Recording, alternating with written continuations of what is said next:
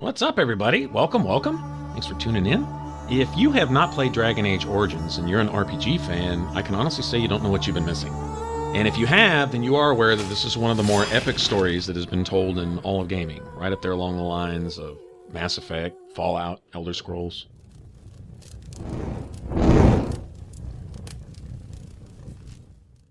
So let's jump right in with a brand new game. Like they might compare Fallout to Oblivion, as they were made by the same people, similar games. They would say Fallout is like Oblivion with guns. Well, Mass Effect is kind of like Dragon Age with guns and spaceships. Really similar, okay? And the foundation the story's based on, the whole world it's in, is given to us here, kind of the background by Duncan, one of the main characters in the game, right here in the intro. The chantry teaches us that it is the hubris of men which brought the Darkspawn into our world. The mages had sought to usurp heaven, but instead, they destroyed it.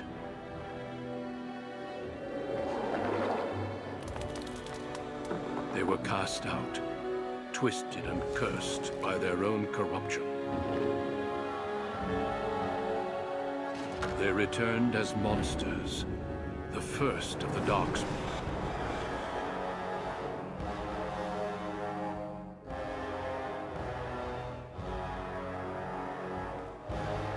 They became a blight upon the lands, unstoppable and relentless. The Dwarven kingdoms were the first to fall, and from the deep roads, the Darkspawn drove at us again and again, until finally we neared annihilation.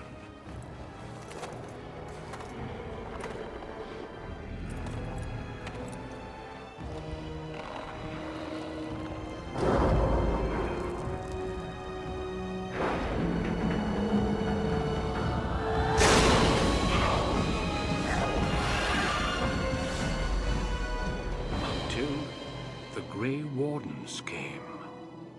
Men and women from every race, warriors and mages, barbarians and kings. The Grey Wardens sacrificed everything to stem the tide of darkness and prevail.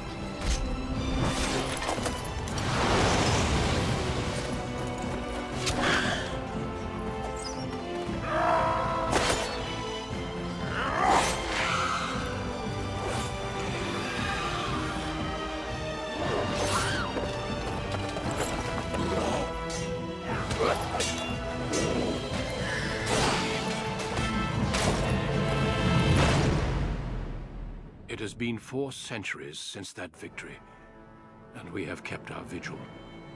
We have watched and waited for the Darkspawn to return. But those who once called us heroes have forgotten. We are few now, and our warnings have been ignored for too long.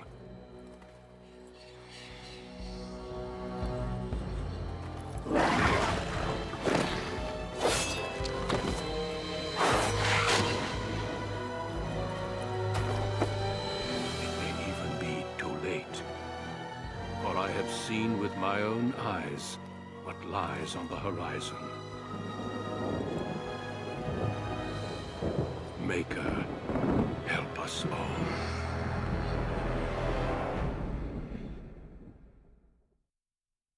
All right, there's our backstory. Now, the reason this is called Origins is you can pick one of a number of different origins here.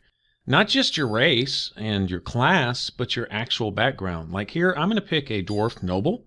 Okay, you have one distinct story or origin to start from, all right, to begin the game. And a commoner, a dwarf commoner, considering they have a really strict caste system amongst the dwarfs, which you'll learn through in the game, whether you're a dwarf or not, regardless of which race or class you play, you can still learn about all the other different races and peoples and stuff in the game, politics and cultures and all that stuff, just like any other big, world like this that they create for RPGs. With the elves and the humans, you have the option of choosing a mage background, which isn't available to the dwarfs. The dwarfs are not only slightly resistant to magic, but they can't use magic, okay?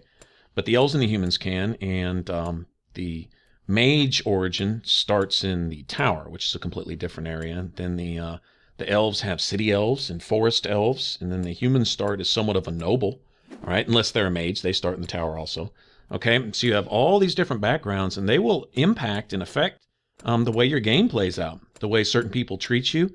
Some people will naturally be allied with you, and other people will naturally be enemies, and so on and so forth. And you'll have certain dialogue with some people that you wouldn't otherwise, and may even be able to interact with some people in certain places. Like if you're a forest elf, they're going to treat you a lot differently than if you were a human out of place in the forest visiting the elves, for example, and so on and so forth. And so you can experience all the different cultures from a different viewpoint in this game. It's totally unique. I mean, it's amazing the way they did it, and it works well. The characters are really rich. The romances and relationships are developed just like they were in Mass Effect. Very similar, if you're familiar with the Mass Effect series.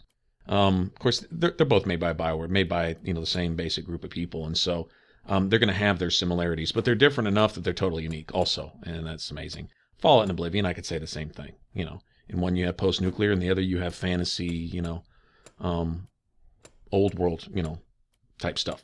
So, all right, there you have it. Now I'm going to include all this so you can see where I set my sliders. Now I kind of tweak all this stuff. I think I make my dwarf kind of cute.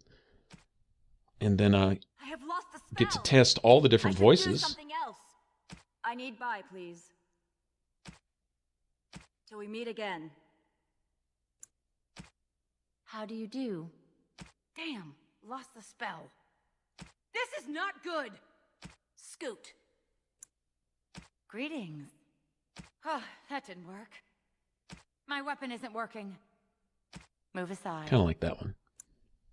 Greetings. I cannot cast it. This weapon does nothing. I must get by. Not a big fan of that one. Fare you well. Charmed. Ah, there went the spell. Not working. Shoo. And that one. I do like that one too.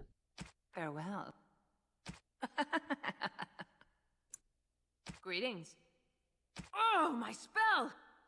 What does it take to kill these things? You're in my way. Goodbye. All right, you might ask, well, what difference does that make? Because you don't actually voice your dialogue options, It is gone. but you will make little quips as you go around exploring, unlocking things while you're in combat Meet again. and stuff like that. It's kind of funny, and it gives a little life to the game. Well, this is odd. My weapon is useless. It gives your character a little bit of character, I guess you could say. Yeah, okay, there we go. All I had to do was listen to the laugh, and that got me. All right, so I'll go with that. And after you pick the appearance, then you can set some of the base stuff. Each class and each race is going to start with certain things naturally. Some have a little advantage in one over the other, like one might get an extra point of strength, one might get an extra point of, willpower, so on and so forth. And so the starting stats there. Coercion is a must-have to me as far as the role-playing element, and lockpicking.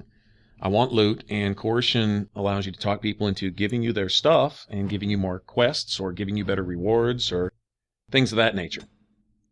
And anyway, you'll find they come in really useful throughout the game, right? And the ability to open every chest you find. I'm going to be playing a dexterity rogue, and cunning is a skill that's good for coercion and lockpicking. So I'm going to have to invest a lot of points in the skills because I'm not going to have a whole lot of points in my skill trees. All right. So that's character creation, and the next one we'll get into the actual origin itself. Thanks for watching.